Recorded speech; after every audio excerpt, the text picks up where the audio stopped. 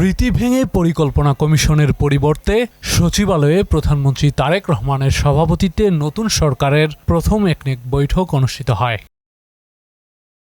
সভায় ১৯ প্রকল্প উপস্থাপন হলেও পর্যালোচনা হয় মাত্র ৭টি প্রকল্প নিয়ে।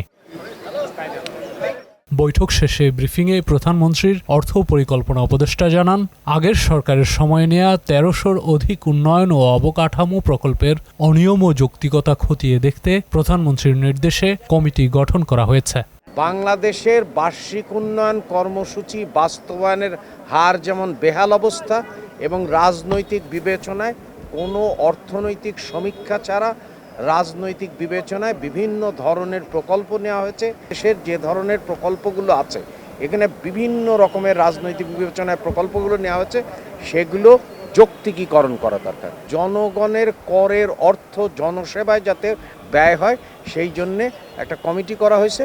কমিটি এই যে ১৩০০র অধিক প্রকল্পগুলো পর্যালোচনা করবে, পর্যালোচনা করে দেখবে যে এগুলোর আসলে যৌক্তিকীকরণ আছে কিনা। এ সময় অর্থমন্ত্রী জানান, দ্রুত পুরনো প্রকল্প শেষ করার পর বর্তমান সরকারের নির্বাচনী ইশতেহার ধারণ করে নতুন প্রকল্প হাতে নেওয়া হবে। কমিটির মাধ্যমে এগুলোর ক্লিনিং প্রসেস শেষ করে ক্রমান্বয়ে আমরা যত দ্রুত সম্ভব বিগত দিনের যে প্রকল্প এগুলোকে আমরা শেষ করতে চাচ্ছি, যেহেতু আমরা নতুন প্রকল্প নিয়ে আসবো আগামী দিনে। আমাদের যে জনগণের কাছে যে আমাদের দলের যে ম্যানিফেস্টো, ওগুলোকে ধারণ করে যত তাড়াতাড়ি সম্ভব নতুন প্রকল্পের মাধ্যমে আমরা যাতে জনগণের কাজে দেওয়া প্রতিশ্রুতি পূরণ করতে পারি। অপ্রয়োজনীয় প্রকল্প দেওয়া হয়েছে, অপ্রয়োজনীয় ব্যয় হয়েছে জনগণের ট্যাক্সের টাকায়।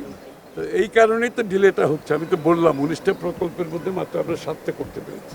আলোচনায় থাকলেও শেষ পর্যন্ত বিএনপি সরকারের প্রথম একনেক সভায় তোলা হয়নি আলোচিত পদ্মা ব্যারেজ প্রকল্প এবং সচিবালয়ে ২১ তলা ভবন নির্মাণ প্রকল্প। যে কোয়ালিটি, এগুলো নিয়ে যাতে প্রশ্নবিদ্ধ না। তানজিদ ভুইয়া, মোহনা সংবাদ, ঢাকা।